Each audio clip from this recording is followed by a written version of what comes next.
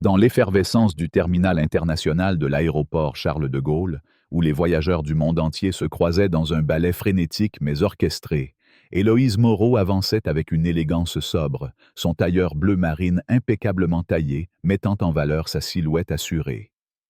À 42 ans, cette PDG noire française, à la tête d'une entreprise technologique prospère, incarnait une réussite forgée par des années de détermination et de résilience face à l'adversité. Son regard perçant, fruit d'une vie jalonnée de défis surmontés, observait l'agitation environnante avec une sérénité acquise. Héloïse était une habituée des vols long courriers, accumulant plus de 100 000 kilomètres par an, une routine qui l'avait menée à travers les continents pour des réunions stratégiques, des négociations ardues et des acquisitions audacieuses. Ce jour-là, elle se dirigeait vers la file prioritaire de l'embarquement en première classe pour le vol Paris-New York d'Air Atlantique, un billet coûteux en poche, promesse d'un confort qu'elle avait appris à apprécier à sa juste valeur. Le panneau Élite Diamant Première Classe scintillait au-dessus d'une file presque déserte, en contraste frappant avec la foule dense de la classe économique qui serpentait à travers le terminal comme une rivière humaine. Héloïse, carte platine et billet en main, s'approcha du comptoir avec la confiance d'une femme qui maîtrisait les rouages des aéroports internationaux. Mais à peine avait-elle posé son passeport sur le comptoir que l'agent d'embarquement, une jeune femme nommée Claire, dont le badge brillait sous les néons, l'interpella d'un ton sec. « Madame, la file pour l'économie est au comptoir 14 là-bas. » Le « madame » sonnait plus comme une mise en garde que comme une politesse, et plusieurs têtes se tournèrent, attirées par l'éclat dans la voix de Claire. Héloïse, habituée à ce genre de confrontation, conserva un sourire mesuré, presque mécanique, fruit de décennies, à naviguer dans des environnements où sa présence semblait toujours devoir être justifiée. « Je suis en première classe », répondit-elle calmement, tendant son billet et sa carte de membre platine. Les sourcils de Claire se haussèrent, et elle saisit les documents avec une méfiance ostentatoire, les examinant comme s'il s'agissait d'un puzzle à résoudre. Elle tourna le billet dans tous les sens, vérifiant chaque détail avec une lenteur exagérée, comme si elle cherchait une preuve de fraude. Autour d'eux, les passagers de la file prioritaire, majoritairement des hommes blancs en costumes coûteux, passaient sans encombre, accueillis par des sourires chaleureux et des vérifications rapides. « Statut platine ?» demanda Claire, son ton chargé d'un scepticisme qui semblait dire « Comment est-ce possible? Comment avez-vous obtenu ce statut ?» La question, lourde d'implications, flottait dans l'air comme une accusation voilée. Ce n'était pas une simple curiosité administrative, mais un défi, une insinuation que la présence d'Héloïse dans cette file relevait d'une anomalie. « De la même manière que tout le monde », répondit Héloïse, sa voix posée, presque musicale, une arme affûtée par des années de confrontations similaires. « Je voyage fréquemment pour affaires. » Claire pinça les lèvres, visiblement insatisfaite par la réponse, et continua son inspection, faisant défiler les informations sur son écran avec une lenteur qui semblait calculée. Derrière Héloïse, les autres passagers s'impatientaient, mais Claire semblait déterminée à prolonger son interrogatoire impromptu. « J'ai une situation ici », annonça-t-elle soudain dans son casque, assez fort pour que les voyageurs à proximité l'entendent. « J'ai besoin d'une vérification par un superviseur pour la file prioritaire. » Héloïse resta immobile, son pouls stable, sa respiration contrôlée, mais au fond d'elle, une lassitude familière s'installait. Ce n'était pas la première fois qu'on la traitait ainsi, et elle savait que ce ne serait pas la dernière. Mais ce jour-là, quelque chose était différent. Elle n'était pas seulement une passagère confrontée à la discrimination ordinaire, elle était une femme sur le point de bouleverser l'ordre établi. Le superviseur, un homme d'âge moyen nommé Laurent, arriva enfin, son expression trahissant une irritation chronique. « Quel est le problème ?» demanda-t-il à Claire, sans même un regard vers Héloïse. « Vérification nécessaire pour le statut prioritaire de cette passagère », répondit Claire, mettant l'accent sur « passagère » d'une manière qui suggérait un doute fondamental. Laurent jeta un coup d'œil rapide au document d'Héloïse, son visage crispé comme s'il espérait trouver une erreur pour justifier un refus. « Tout semble en ordre », marmonna-t-il à contre-cœur, avant de faire un signe de tête à Héloïse pour qu'elle passe. Alors qu'elle s'éloignait, elle surprit un murmure de Claire à une collègue. Probablement le billet de quelqu'un d'autre. Il devrait exiger une photo sur ses cartes platines. Héloïse ne laissa rien paraître, mais elle nota mentalement le nom de Claire. Aucun détail ne serait oublié. En descendant la passerelle vers l'avion, son téléphone vibra. Un message s'afficha. Acquisition finalisée. Vous détenez désormais la majorité des parts d'Air Atlantique. Réunion du conseil prévue à votre arrivée à New York. Un léger sourire effleura ses lèvres. Le timing ne pouvait être plus parfait. Chaque interaction qu'elle vivait aujourd'hui confirmait pourquoi elle avait ciblé cette compagnie aérienne pour son acquisition. Les plaintes des passagers, en particulier des minorités, avaient atteint un niveau alarmant, et les scores de satisfaction client s'effondraient. Héloïse était déterminée à démanteler la culture problématique qu'elle expérimentait en ce moment même, et elle savait que cette journée serait un cas d'école. À l'entrée de l'avion, une hôtesse nommée Sophie se tenait là, accueillant les passagers avec un sourire professionnel, du moins pour certains. Dès qu'elle aperçut Héloïse, son sourire s'évanouit, remplacé par une expression de présomption. « L'économie est tout droit, à droite », indiqua-t-elle automatiquement, sans même vérifier le billet d'Héloïse. « Je suis en 2A, première classe », corrigea Héloïse poliment, tendant son billet. Les sourcils parfaitement dessinés de Sophie se haussèrent, et elle examina le document avec la même suspicion que Claire. Ses yeux passaient du billet au visage d'Héloïse, comme si elle cherchait à résoudre une contradiction insoluble. « Je dois vérifier à nouveau », insista Sophie, prolongeant l'examen bien au-delà du nécessaire. Héloïse observa le regard de l'hôtesse, notant la manière dont elle semblait incapable d'accepter qu'une femme noire puisse légitimement occuper un siège en première classe. « Y a-t-il un problème ?» demanda Héloïse après plusieurs secondes de silence. « Non, ça semble correct », concéda Sophie à contre-cœur, son ton suggérant qu'elle trouvait ce résultat décevant. Elle fit un geste vers la cabine première classe, avec beaucoup moins de chaleur qu'elle n'en avait montré aux passagers précédents. 2A et la deuxième rangée à droite. En s'installant dans son siège spacieux, Héloïse remarqua les regards des autres passagers, majoritairement des hommes d'affaires blancs en costume coûteux, déjà installés avec leur champagne et leurs serviettes chaudes. Certains la dévisageaient avec une surprise à peine dissimulée, d'autres avec une désapprobation subtile, comme si sa présence dévaluait leur expérience premium. Parmi eux, Marc, un cadre français d'une cinquantaine d'années, la regardait avec un mélange de curiosité et d'inconfort. Il semblait conscient de l'anomalie dans le traitement réservé à Héloïse, mais il détourna rapidement les yeux, se concentrant sur son journal Le Figaro. Héloïse rangea son bagage à main dans le compartiment supérieur et s'assit, organisant ses affaires avec une efficacité rodée. La cabine première classe du Boeing 787 était presque pleine, et l'atmosphère était lourde d'une division implicite entre ceux jugés dignes du service premium et ceux perçus comme des intrus. Alors que le service commençait, Sophie traversa la cabine avec un plateau d'argent chargé de flûtes de champagne, offrant des sourires chaleureux à chaque passager, sauf à Héloïse. Lorsqu'elle arriva à la rangée 2, ses yeux glissèrent sur Héloïse comme si son siège était vide, s'adressant directement à Marc, assis de l'autre côté de l'allée. « Champagne avant le décollage, monsieur ?» demanda-t-elle, sa voix empreinte d'une amabilité étudiée. « Merci », répondit Marc, acceptant la flûte sans lever les yeux de son journal. Sophie continua, servant chaque passager avec une attention méticuleuse, tout en maintenant un angle mort précis autour d'Héloïse. Ce n'était pas un oubli, c'était une exclusion délibérée, un acte de discrimination si bien rodé qu'il semblait presque chorégraphié. Héloïse observa ce ballet de traitement préférentiel avec un regard analytique, notant chaque détail.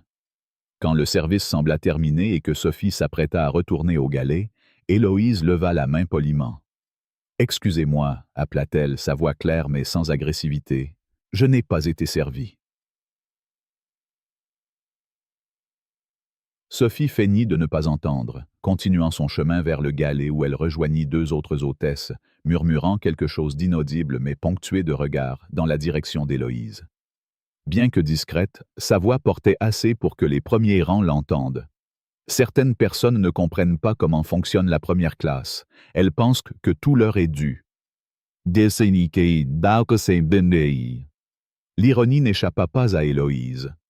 La première classe était précisément conçue pour offrir un traitement privilégié. Embarquement prioritaire, boissons haut de gamme, repas raffinés, service attentif, tout ce que son billet de 8 000 € promettait. Marc, de l'autre côté de l'allée, vida sa flûte de champagne et leva légèrement la main. Sophie apparut instantanément, son sourire revenu. « Une autre flûte, monsieur ?» demanda-t-elle avec une déférence presque théâtrale. « Bien sûr, et peut-être un moé cette fois, » répondit-il. Sophie s'exécuta avec empressement, proposant même des options de millésimes non offertes à d'autres. Ce contraste frappant entre l'attention portée à certains et l'exclusion d'autres était l'essence même de l'expérience premium sélective qu'Héloïse vivait. Après avoir servi Marc, Sophie s'approcha enfin d'Héloïse, son attitude métamorphosée en une rigidité professionnelle à peine voilée de mépris. « Madame, commença-t-elle, le titre sonnant comme une accusation, cette section est complète, et nous devons vous déplacer en classe économique. C'est pourquoi je ne peux pas vous servir de champagne. »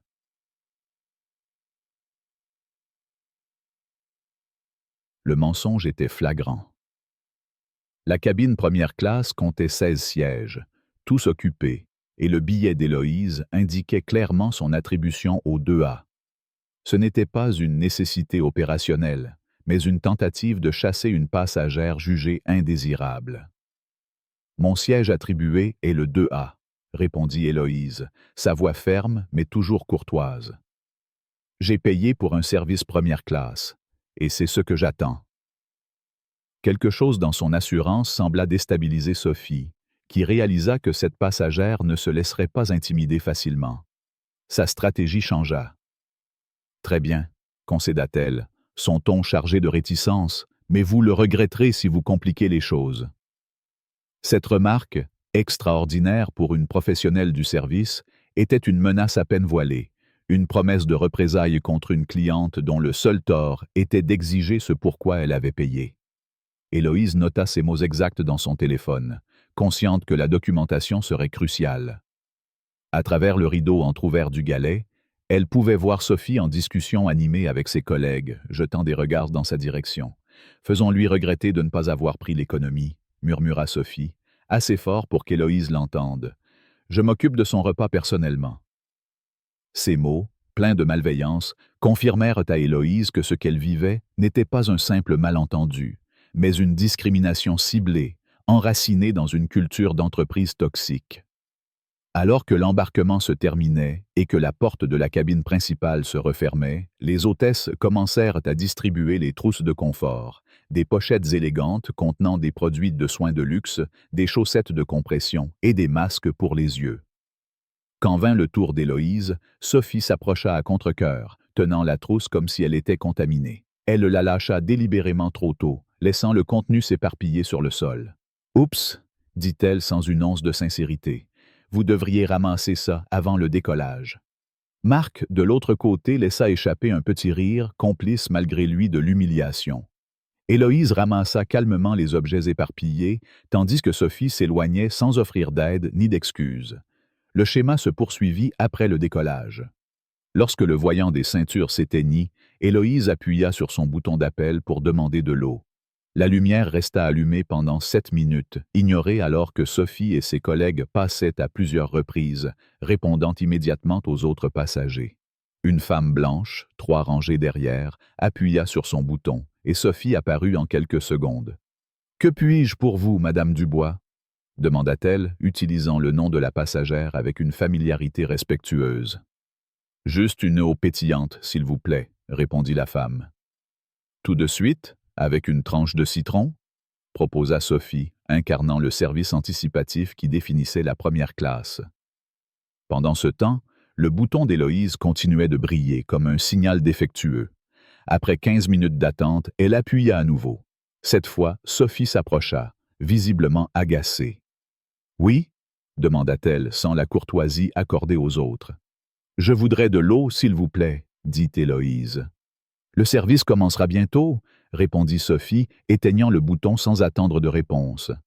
J'attends depuis 15 minutes pendant que vous servez d'autres passagers qui ont appelé après moi, fit remarquer Héloïse calmement. Le visage de Sophie se durcit. Nous servons selon l'efficacité de la cabine, pas selon l'ordre des appels, rétorqua-t-elle. Un mensonge évident contredit par le schéma observable du service. Héloïse sortit discrètement son téléphone et commença à documenter chaque incident dans son application de notes. Ce n'était pas seulement un enregistrement de mauvais service, mais une preuve de discrimination ciblée. À cet instant, elle n'était pas juste une passagère subissant un traitement injuste. Elle était la PDG qui venait d'acquérir la majorité d'Air Atlantique. Chaque minute qui passait renforçait l'argumentaire qu'elle présenterait au conseil d'administration à New York.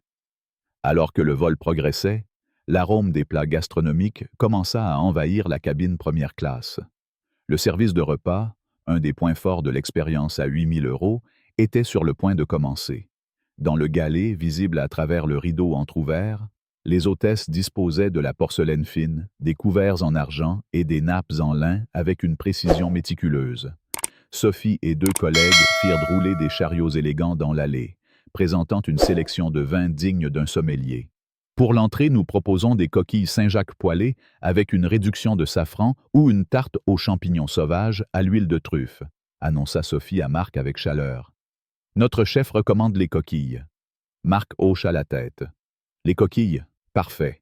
Et je prendrai le Bourgogne. Sophie le servit avec une grâce digne d'un restaurant étoilé, versant le vin avec un mouvement précis pour éviter toute goutte. Ce traitement personnalisé se poursuivit pour tous les passagers, sauf Héloïse.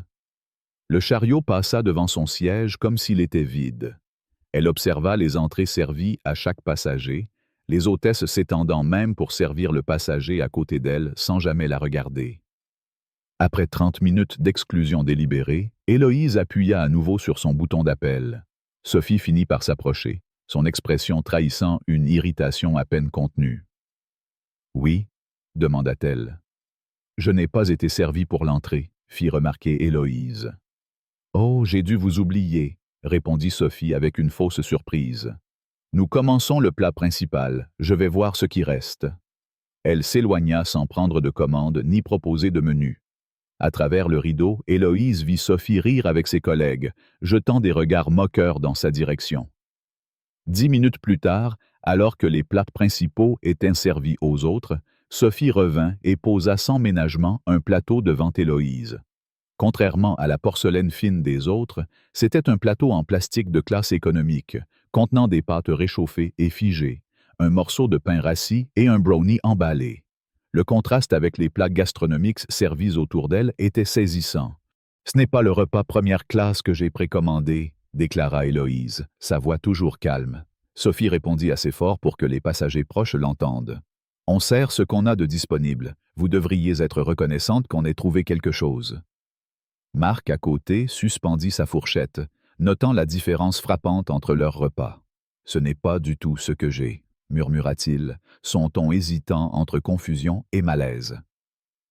Héloïse sortit son téléphone et afficha sa confirmation de réservation, montrant la mention « Repas spécial, sélection fruits de mer confirmée ». Sophie y jeta à peine un coup d'œil. « Ce n'est pas garanti », dit-elle avec un haussement d'épaules. « La prochaine fois, sachez comment ça fonctionne ici. Les passagers réguliers ont la priorité. » Le sous-entendu était clair. Héloïse n'était pas une passagère régulière, pas une personne jugée digne de la première classe. Héloïse demanda alors à parler à l'hôtesse en chef. Sophie se raidit, son expression devenant ouvertement hostile. « Nous sommes tous d'accord sur les passagers qui n'ont pas leur place ici, » dit-elle, abandonnant toute prétention de professionnalisme. « L'hôtesse en chef vous dira la même chose. » Héloïse, sentant que la situation dépassait le simple mauvais service, commença discrètement à enregistrer avec son téléphone, partiellement dissimulé sous la table. Elle captura le comportement de Sophie et le contraste flagrant entre son plateau et les repas des autres. Alors que le vol poursuivait sa traversée de l'Atlantique, Héloïse savait que chaque mot, chaque geste, construisait un dossier irréfutable contre une culture d'entreprise qui avait trop longtemps toléré l'injustice. Et dans quelques heures, lorsque l'avion atterrirait à New York, le monde découvrirait que la passagère qu'ils avaient méprisée n'était pas seulement une cliente, mais la femme qui détenait désormais le pouvoir de tout changer. Dans l'atmosphère feutrée de la cabine première classe d'Air Atlantique, où les arômes de plats gastronomiques flottaient encore, l'incident qui avait commencé par des regards suspicieux et des exclusions mesquines prenait une tournure dramatique. Héloïse Moreau, PDG Noire Française, assise au siège 2A, venait de subir une humiliation publique orchestrée par l'hôtesse Sophie, qui avait non seulement servi à Héloïse un repas indigne de la première classe, mais l'avait aussi ouvertement accusée de ne pas appartenir à cet espace de privilège. L'affront, déjà insupportable, atteignit un point de non-retour lorsque Sophie, irritée par la calme assurance d'Héloïse, remarqua que cette dernière documentait discrètement la situation sur son téléphone. Ses yeux s'écarquillèrent, un mélange de surprise et de colère traversant son visage soigneusement maquillé. « Qu'est-ce que vous faites » lança-t-elle, sa voix montant d'un ton, assez fort pour attirer l'attention des passagers à proximité. « Je documente la différence de traitement », répondit Héloïse avec un calme olympien, son téléphone partiellement dissimulé sous la tablette. Cette réponse, dénuée de peur ou d'hésitation, sembla pousser Sophie au-delà de ses limites. Dans un geste aussi inattendu qu'inacceptable, elle se pencha brusquement et frappa la main d'Héloïse, faisant tomber le téléphone au sol avec un bruit sec. Mais l'acte ne s'arrêta pas là. Dans un élan de rage, la main de Sophie poursuivit sa trajectoire, et une gifle retentissante atteignit la joue d'Héloïse, résonnant dans la cabine soudain silencieuse comme un coup de tonnerre. Un hoquet collectif parcourut les 16 sièges de la première classe. Les passagers, jusque-là absorbés par leurs repas ou leurs écrans, tournèrent des regards choqués vers la scène. Marc, l'homme d'affaires français assis de l'autre côté de l'allée, lâcha sa fourchette, son visage figé par l'incrédulité. À 3 rangées de là, Amélie, une jeune étudiante parisienne en route pour un semestre à New York, sortit discrètement son propre téléphone et commença à filmer, ses mains tremblantes mais déterminées à capturer l'incident. Héloïse, malgré la marque rouge qui se formait sur sa joue, resta d'un calme surnaturel. Elle ramassa son téléphone, vérifia qu'il fonctionnait toujours et fixa Sophie avec une intensité qui semblait percer son arrogance. « Enregistrer mon expérience à bord est parfaitement autorisé », dit-elle, sa voix aussi ferme que mesurée. « Les réglementations aériennes interdisent d'interférer avec les devoirs de l'équipage, mais documenter mon propre service n'en fait pas partie. » La précision de sa réponse, citant les règles avec une autorité tranquille, fit vaciller Sophie, qui sembla réaliser la gravité de son geste. Mais plutôt que de reculer, elle choisit de doubler la mise, cherchant à se protéger en inversant les rôles. Elle menaçait la sécurité de l'équipage, clama-t-elle à la cantonade, sa voix tremblante d'une indignation feinte. J'ai dû intervenir pour maintenir l'ordre. Cette accusation, aussi absurde qu'audacieuse, visait à transformer la victime en agresseuse. Sophie se tourna vers ses collègues, qui s'étaient regroupés près du galet, leurs murmures trahissant une complicité nerveuse. L'hôtesse en chef, Isabelle, alertée par le tumulte, s'approcha à grands pas, son expression sévère mais clairement biaisée en faveur de Sophie. « Que se passe-t-il ici » demanda-t-elle, son regard fixé sur Héloïse, comme si elle était la source du problème. Sophie, saisissant l'opportunité, répéta son mensonge avec une fluidité déconcertante. « Cette passagère a été perturbatrice depuis le début du vol. Elle a refusé de suivre les instructions et a tenté d'enregistrer illégalement l'équipage.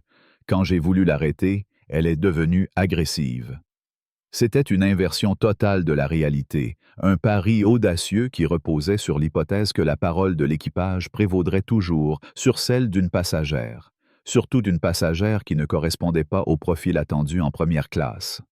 Isabelle hocha la tête, visiblement prête à soutenir sa collègue sans poser de questions. « Madame, vous devez cesser immédiatement », ordonna-t-elle à Héloïse, ignorant la marque sur sa joue. « Toute perturbation sera signalée au commandant. » Héloïse, toujours assise, croisa les mains sur ses genoux, son regard passant de Sophie à Isabelle avec une assurance qui déstabilisa les deux femmes. « Vous venez de commettre une erreur grave, » dit-elle, sa voix basse mais chargée d'une certitude qui semblait dépasser la simple indignation. « Ce n'est pas une question de perturbation, mais de discrimination délibérée, Et tout est documenté. Ces mots, prononcés sans colère ni théâtricalité, portaient une menace implicite qui fit hésiter Isabelle. Quelque chose dans le ton d'Héloïse, dans sa posture, suggérait qu'elle n'était pas une passagère ordinaire. Marc, qui avait observé la scène en silence, se sentit soudain mal à l'aise. Il avait remarqué les injustices subtiles depuis le début, le champagne ignoré, le repas indigne, mais il avait choisi de rester passif, un choix qu'il commençait à regretter. Peut-être qu'il y a un malentendu, tenta-t-il timidement, sa voix à peine audible. Sophie lui lança un regard noir, comme si son intervention était une trahison. « Restez en dehors de ça, monsieur », rétorqua-t-elle avant de se tourner à nouveau vers Héloïse. « Donnez-moi ce téléphone maintenant, ou je le confisque pour des raisons de sécurité. » Avant qu'Héloïse ne puisse répondre, un signal sonore retentit dans la cabine. « Équipage, au galet immédiatement », annonça la voix grave du commandant Pierre à travers l'interphone. Une tension palpable traversa l'atmosphère. Les passagers échangèrent des regards, certains curieux, d'autres mal à l'aise, tandis que les hôtesses, surprises par l'ordre inhabituel, se dirigèrent vers le galet, laissant Héloïse seule sous les regards furtifs de la cabine. Amélie, la jeune étudiante, cessa d'enregistrer, mais garda son téléphone en main, son cœur battant à l'idée que son témoignage pourrait jouer un rôle dans ce qui se passait. Marc, quant à lui, se pencha légèrement vers Héloïse. « Je suis désolé pour ce qui s'est passé, » murmura-t-il, son ton sincère mais teinté de culpabilité. « J'aurais dû dire quelque chose plus tôt. » Héloïse lui adressa un sourire discret. « Ce n'est pas à vous de vous excuser, » répondit-elle. « Mais votre soutien compte. » Dans le galet, derrière le rideau à peine tiré, l'équipage se rassembla sous le regard sévère du commandant Pierre, un homme d'une cinquantaine d'années dont la carrière de 30 ans chez Air Atlantique lui conférait une autorité incontestée. Son expression, inhabituellement grave, fit taire les murmures des hôtesses. « J'ai reçu une communication urgente du président du conseil, M. Dupont, » commença-t-il, chaque mot pesé avec soin. « Concernant la passagère en siège 2A, celle que vous venez d'agresser physiquement. » Le mot « agresser » frappa comme un couperet. Sophie blêmit, ses mains se crispant sur le bord du comptoir. Isabelle, tentant de garder son sang-froid, intervint. « Capitaine, elle était perturbatrice. Elle enregistrait illégalement. » Pierre leva la main, l'interrompant net. « La passagère en question est Héloïse Moreau, » poursuivit-il, sa voix coupante comme une lame. « Depuis ce matin, elle est la PDG et actionnaire majoritaire d'Air Atlantique. Votre patronne, la propriétaire de cette compagnie. » Le silence qui suivit était assourdissant. Sophie, dont l'arrogance s'était évaporée en un instant, vacilla comme si le sol s'était dérobé sous ses pieds. Isabelle, bouche entr'ouverte, semblait incapable de formuler une réponse. Une autre hôtesse, restée en retrait, murmura un « Mon Dieu » à peine audible. La révélation inversait complètement la dynamique de pouvoir à bord. La passagère qu'elles avaient jugée indésirable, qu'elles avaient humiliée et agressée, n'était pas une cliente lambda qu'elles pouvaient maltraiter en toute impunité. C'était la femme qui tenait leur avenir professionnel entre ses mains. Pierre, sans leur laisser le temps de digérer l'information, se tourna vers la cabine et activa l'interphone. « Mesdames et messieurs, ici le commandant Pierre », annonça-t-il, sa voix résonnant dans la cabine. « Au nom d'Air Atlantique, je présente nos excuses les plus sincères à notre PDG, Madame Héloïse Moreau, pour le comportement inexcusable de notre équipage.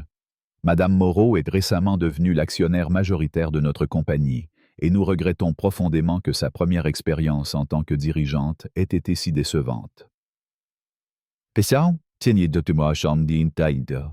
L'effet fut immédiat. Les passagers, qui avaient jusque-là évité de s'impliquer, se tournèrent vers Héloïse, leurs expressions oscillant entre choc et embarras. Marc, rouge de honte, baissa les yeux, conscient que le traitement préférentiel dont il avait bénéficié s'était fait au détriment de la propriétaire de la compagnie. Amélie, toujours discrète, envoya sa vidéo à une amie par message, accompagnée d'un texte. « Tu ne croiras jamais ce qui vient de se passer. » Sophie, paniquée, se précipita vers le siège d'Héloïse, son hostilité remplacée par une peur désespérée. « Madame Moreau, je n'avais aucune idée, balbutia-t-elle, sa voix tremblante. S'il vous plaît, ce n'était pas personnel, c'était une erreur. Héloïse l'interrompit, sa voix toujours contrôlée mais d'une fermeté implacable. C'est précisément le problème, dit-elle. Cela ne devrait jamais être personnel. Chaque passager mérite respect et service, peu importe son apparence ou son identité. Sophie, incapable de répondre, recula vers le galet, où ses collègues, tout aussi secoués, échangeaient des regards anxieux. Héloïse, la marque de la gifle encore visible sur sa joue, retourna à ses notes, mettant à jour son dossier avec une précision méthodique. Chaque incident, l'exclusion du service de champagne, le repas indigne, l'agression physique, était consigné, formant les bases d'une réforme qu'elle imposerait dès son arrivée à New York. Dans la cabine, l'atmosphère avait changé. Les passagers, jusque-là passifs, commençaient à murmurer leur soutien. Amélie, encouragée par la tournure des événements, s'approcha timidement d'Héloïse après que Sophie eut disparu. « J'ai tout filmé, » murmura-t-elle. « Si vous en avez besoin, je peux vous envoyer la vidéo. » Héloïse lui adressa un sourire chaleureux. « Merci, Amélie. Votre courage compte plus que vous ne le pensez. » Marc, quant à lui, se leva pour parler à l'hôtesse en chef, tentant de rattraper son inaction. « Ce qui s'est passé est inacceptable, » dit-il à Isabelle, qui semblait dépassée par les événements. « Vous devriez faire mieux. » Isabelle, sans répondre, se détourna, consciente que la situation échappait désormais à son contrôle. Alors que l'avion poursuivait sa traversée de l'Atlantique, Héloïse réfléchit à la portée de ce qu'elle venait de vivre.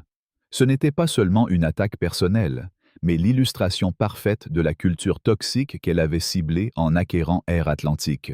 Les plaintes répétées des passagers minoritaires, les scores de satisfaction en chute libre, toutes pointaient vers un problème systémique. Cette expérience, aussi douloureuse soit-elle, lui donnait un levier unique pour agir. Elle ouvrit son téléphone et envoya un message bref à son équipe à New York. « Préparez le conseil pour une réunion d'urgence. Les preuves sont prêtes. » À mesure que l'avion se rapprochait de sa destination, une chose était claire. Ce qui avait commencé comme une discrimination routinière allait devenir l'un des moments les plus déterminants de l'histoire d'Air Atlantique.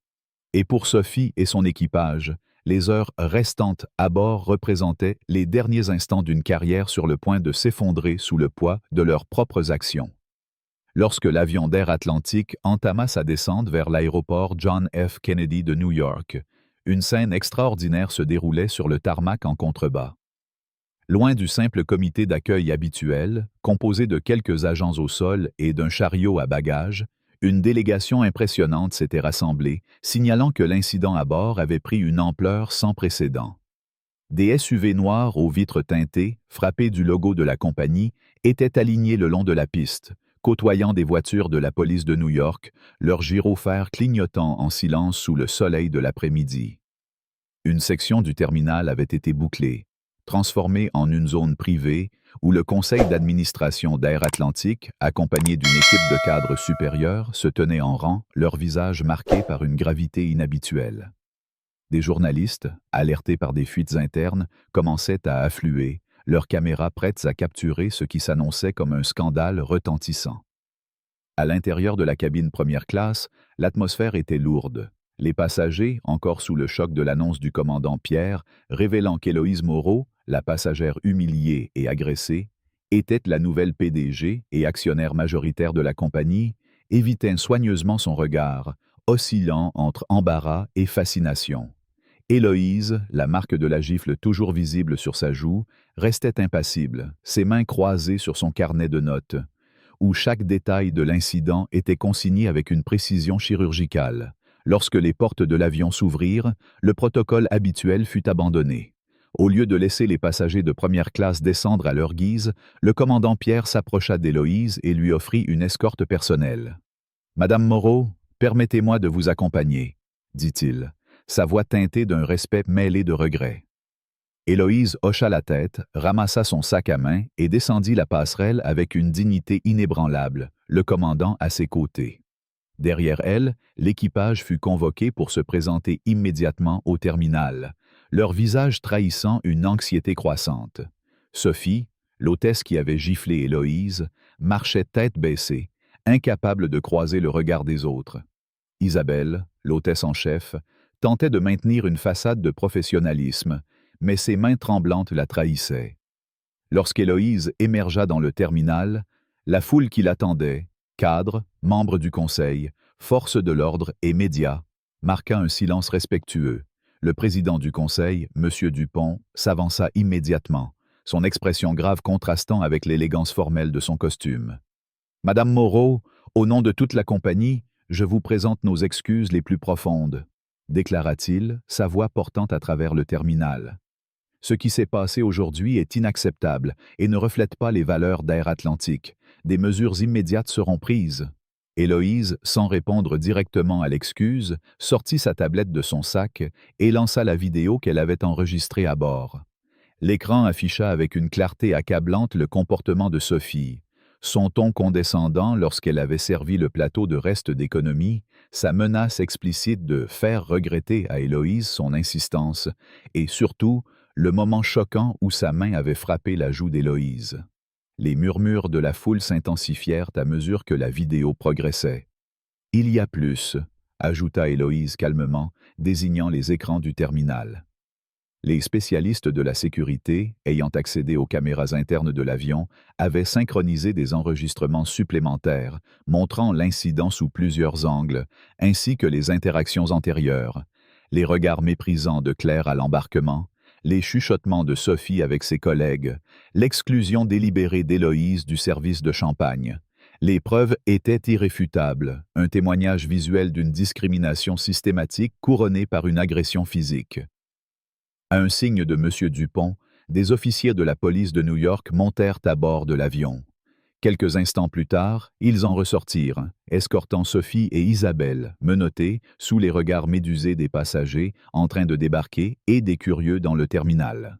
Sophie, dont l'arrogance avait disparu, fondit en larmes alors qu'elle passait devant Héloïse. « Je ne savais pas qui vous étiez », sanglota-t-elle, comme si cette méconnaissance pouvait excuser son comportement. Héloïse, immobile, répondit avec une clarté qui résonna dans le terminal. « C'est précisément le problème. Chaque passager mérite d'être traité avec respect, quelle que soit son identité ou son apparence. Le problème n'est pas comment vous m'avez traité une fois que vous avez su qui j'étais, mais comment vous traitez ceux que vous pensez sans pouvoir. » Ces mots, prononcés avec une autorité tranquille, marquèrent un tournant. M. Dupont s'adressa alors aux cadres, aux employés et aux médias présents. À effet immédiat, l'ensemble de l'équipage du vol 247 est licencié d'Air Atlantique. Nous coopérons pleinement avec les autorités pour des accusations criminelles d'agression et de violation des droits civils. L'arrestation publique en plein terminal rompit avec la pratique habituelle de l'industrie de gérer les incidents en coulisses. Francisco de Sales. Cela envoya un message clair. L'ère de l'impunité était révolue. La nouvelle se répandit comme une traînée de poudre. Les vidéos, combinées aux images des caméras de l'avion, furent diffusées sur les réseaux sociaux et dans les médias, transformant l'incident en une sensation mondiale. Les gros titres décrivaient une PDG noire agressée par son propre équipage, une histoire de renversement de pouvoir qui résonna profondément auprès de millions de personnes ayant vécu des discriminations similaires. Héloïse, au centre de l'attention, parla aux journalistes avec la même dignité qu'à bord. « Ce qui s'est passé n'est pas un incident isolé », déclara-t-elle. « C'est le produit d'une culture qui a normalisé la discrimination. Cette culture s'arrête aujourd'hui. » Sous sa direction, Air Atlantique lança une réforme radicale. Un programme de formation anti-discrimination, le plus complet de l'industrie, fut mis en place, obligeant chaque employé, des bagagistes aux cadres, à suivre une éducation intensive sur les biais inconscients, la sensibilité culturelle et l'équité dans le service. Les statistiques révélèrent un changement spectaculaire. La satisfaction des passagers minoritaires augmenta de 87% au premier trimestre, les plaintes pour discrimination chutèrent de 93%, et la satisfaction globale grimpa de 42%, prouvant qu'un service équitable bénéficiait à tous. Marc, l'homme d'affaires témoin de l'incident, fut profondément marqué. De retour à Paris, il lança un programme d'équité dans son entreprise, inspiré par le courage d'Héloïse. Amélie, l'étudiante qui avait filmé l'incident, partagea son témoignage sur les réseaux sociaux, devenant une voix influente pour le changement parmi les jeunes. Héloïse, quant à elle, fit un voyage personnel à Saint-Denis, dans la banlieue parisienne où elle avait grandi. Dans la maison modeste de sa grand-mère, rénovée mais toujours empreinte de souvenirs, elle partagea l'histoire avec elle. « Te souviens-tu de ce que tu m'as dit quand j'étais petite ?» demanda Héloïse, un sourire nostalgique aux lèvres. « Quand cette hôtesse nous a chassés de la classe affaires lors de notre premier vol, tu m'as dit que certaines personnes avaient une vision du monde trop étroite pour nous inclure là où nous méritions d'être. J'ai promis de changer cela un jour. » Sa grand-mère, les yeux brillants de larmes, serra ses mains. « Tu n'as pas seulement réussi dans leur monde, ma chérie. Tu l'as transformé. C'est plus que je n'aurais jamais pu rêver pour toi. » Un an plus tard, Héloïse embarqua sur le même vol Paris-New York, accueillie par un équipage diversifié et respectueux, reflétant la nouvelle culture d'Air Atlantique. Le service, impeccable pour tous, incarnait le standard d'excellence qu'elle avait imposé. Lors de l'assemblée annuelle de la compagnie, elle prononça un discours devenu légendaire. La transformation ne consiste pas à remplacer une forme de traitement préférentiel par une autre. Il s'agit de créer des systèmes où la dignité humaine n'est pas déterminée par l'apparence, la position ou le pouvoir. L'équité véritable n'est pas atteinte en traitant les gens équitablement seulement après avoir découvert leur importance, mais en les respectant tous, car chacun est important. L'histoire d'Air Atlantique devint un cas d'école dans les programmes de gestion hôtelière, d'éthique d'entreprise et de formation à la diversité, prouvant que l'éthique et le succès commercial ne sont pas des objectifs opposés, mais complémentaires. Ce qui avait commencé par une gifle dans une cabine à 37 000 pieds s'acheva par une révolution mondiale, offrant à des millions de personnes l'espoir qu'un changement systémique était possible, même depuis les sommets du pouvoir. L'histoire d'Héloïse Moreau, une PDG noire française confrontée à une discrimination flagrante à bord d'un vol d'Air Atlantique, résonne comme une parabole contemporaine sur le pouvoir, la justice et la dignité humaine. Cette expérience, marquée par des humiliations publiques, une agression physique et une révélation spectaculaire de son statut, ne se contente pas de dénoncer les injustices. Elle offre une réflexion profonde sur les valeurs fondamentales qui devraient guider nos interactions quotidiennes. En France, où la devise républicaine « liberté, égalité, fraternité » est gravée dans l'âme collective, cette histoire nous rappelle que ces idéaux ne sont pas de simples mots, mais des principes exigeant une vigilance constante. À travers le prisme de la culture française, qui valorise l'élégance dans l'adversité, le respect de l'individu et l'aspiration à une société équitable, l'histoire d'Héloïse nous invite à examiner nos propres comportements et à tirer des leçons applicables à la vie quotidienne. D'abord, l'histoire met en lumière l'importance de la dignité face à l'adversité. Héloïse, malgré les affronts répétés, des regards suspicieux de l'agent d'embarquement Claire à la gifle infligée par l'hôtesse Sophie, maintient une composure remarquable, une qualité très prisée dans la culture française. Cette retenue n'est pas une faiblesse, mais une force, un choix délibéré de ne pas répondre à la provocation par la colère, mais par une autorité tranquille. Pour nous, dans nos vies quotidiennes, cela enseigne une leçon précieuse. Face à l'injustice, la maîtrise de soi peut être une arme puissante.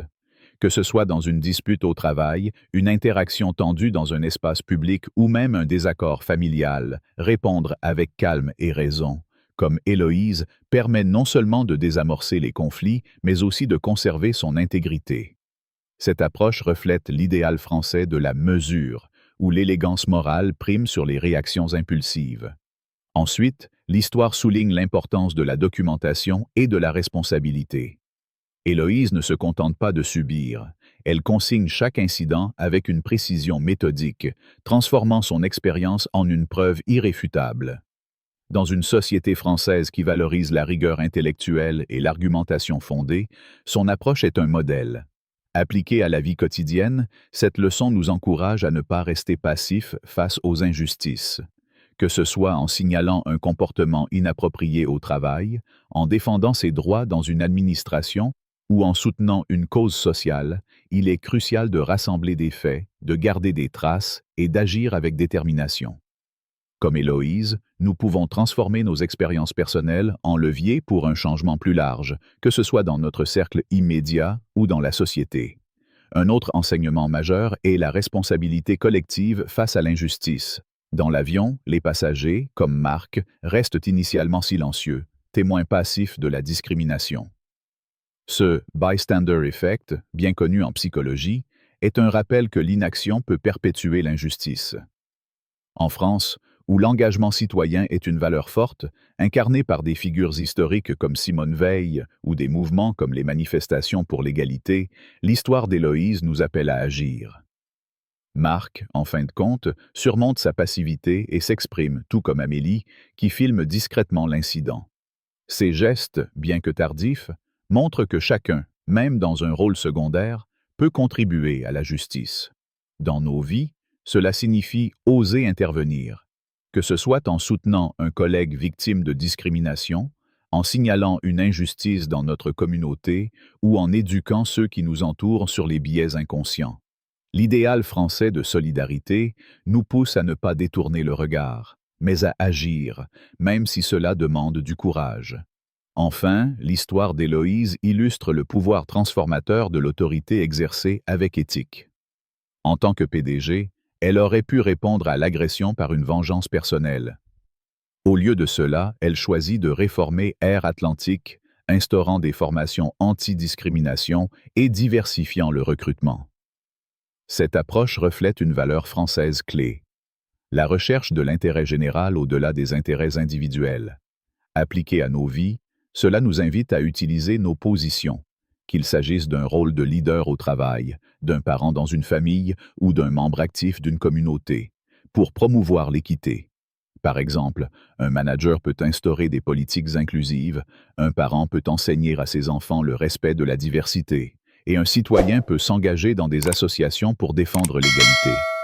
Comme Héloïse, nous pouvons transformer nos sphères d'influence, aussi petites soient-elles, en espaces où la dignité est universelle. L'histoire d'Héloïse nous rappelle également que le changement systémique commence par des actions individuelles. En France, où les grandes réformes sociales ont souvent été impulsées par des figures visionnaires, son initiative pour révolutionner Air Atlantique est un écho moderne de cet héritage. Elle nous enseigne que, même face à des structures rigides, un individu déterminé peut provoquer une onde de choc. Dans nos vies, cela signifie que chaque geste compte. Signaler une discrimination, éduquer sur les biais, ou simplement traiter chaque personne avec respect, indépendamment de son apparence ou de son statut. Ces petites actions, cumulées, peuvent transformer une culture, comme Héloïse l'a fait avec Air Atlantique. Si cette histoire d'Héloïse Moreau vous a inspiré, si vous croyez que chacun mérite respect et dignité, alors agissez dès maintenant. Cliquez sur le bouton « J'aime ». Partagez cette vidéo avec vos amis et votre famille, et abonnez-vous à notre chaîne pour ne manquer aucune de nos histoires qui célèbrent la justice et l'équité. Laissez un commentaire ci-dessous pour partager vos réflexions. Que feriez-vous face à une telle injustice?